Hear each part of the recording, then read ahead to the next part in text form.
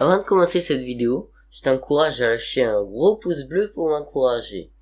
Non mais sérieusement, ça fait plusieurs fois que vous entendez ce genre de phrase, soit faut choisir, soit on encourage, soit on aime la vidéo.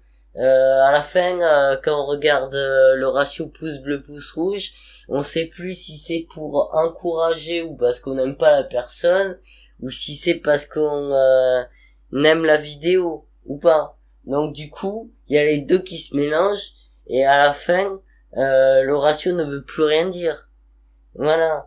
Donc est-ce que c'est malhonnête de dire aux gens, en quelque sorte, pas de les prendre pour des cons, mais en tout cas de leur dire en début ou en fin de vidéo, de leur rappeler que s'ils ont envie, ils peuvent nous soutenir en mettant un pouce en l'air, ou sinon est-ce qu'il faut ne pas le rappeler parce que ils sont assez intelligents pour le faire. Il est vrai que pendant longtemps on oublie et tout, pour beaucoup de vidéos on oublie de liker même si on aime, ou sinon on n'aime pas trop liker au milieu de la vidéo et après on oublie parce que on est dans l'ambiance, donc on n'a pas envie de casser le rythme en quelque sorte de la vidéo.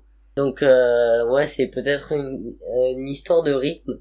En tout cas, le truc qui m'a fait bien rire, c'est que quand j'avais dit aux gens de mettre un pouce rouge là, mon tuto du pauvre, bah vous avez joué le jeu, donc en tout cas merci. Donc le truc qui m'a surpris par contre, c'est que ça a fait un truc inversé. Je sais pas si c'était pour la blague, pour le soutien ou pour la vidéo, pour tout ce qui est le montage et tout, mais en tout cas j'ai à peu près le même ratio pour le pouce rouge et le pouce bleu. Donc je sais pas si en fait y en a qui n'ont pas aimé, y en a qui sont joués au jeu, mais en tout cas ça m'a fait assez marrer, et donc du coup c'est devenu la vidéo la plus populaire. Donc la preuve que ça marche. Mais après, est-ce qu'il faut en abuser, est-ce qu'il faut le dire pendant toutes les vidéos? Ça j'en ai aucune idée, à force d'entendre que ça sur chacune des vidéos, et bah voilà, on peut en avoir marre. Est-ce que par exemple quelqu'un qui fait par exemple comme moi des podcasts audio, est-ce qu'il peut demander comparé à est-ce qu'il faut un minimum de montage pour demander des pouces et tout? Évidemment. Même je dirais, d'ailleurs si on fait vraiment une vidéo bien montée, vaut mieux la monétiser parce qu'on a pris du temps et en plus si on peut avoir un meilleur ratio, c'est encore mieux. Donc oui évidemment, si on a fait une très bonne vidéo au niveau du montage, au niveau de l'enregistrement ou autre, pourquoi pas. Mais après le problème c'est que souvent on se met du point de vue du vidéaste, même si on critique beaucoup cette méthode.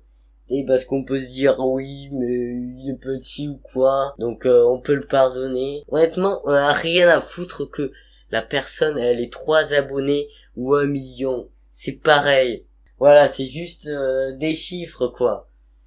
Donc certes celui à 1 million il y aura beaucoup plus de retours et tout, mais ça sera pas forcément des abonnés de meilleure qualité.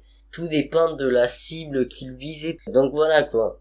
Par exemple, non, je vais pas citer de nom, mais certains vidéastes, par exemple, qui visent le très jeune public, donc c'est plus facile de les influencer. Et je sais pas si on peut prendre en compte, voilà, le fait d'influencer en quelque sorte en demandant un pouce bleu ou quoi en début de vidéo, en demandant de cliquer sur la cloche à chaque fois. Il y a des vidéastes qui ont réussi sans, il y a des vidéastes qui réussissent avec, voilà. Donc le but de cette vidéo n'est pas de vous donner des réponses, mais plutôt des pistes pour améliorer votre réflexion si vous voulez, parce que moi d'ailleurs la mienne elle est pas complète et donc je peux pas vous donner de réponse si j'ai même pas de réponse pour moi-même quoi.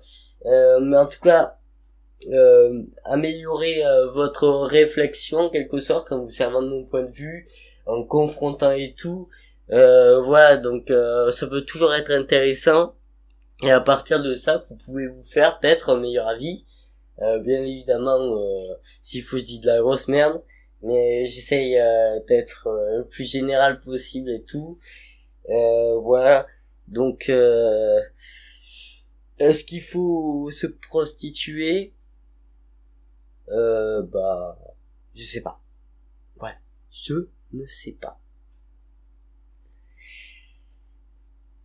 En tout cas,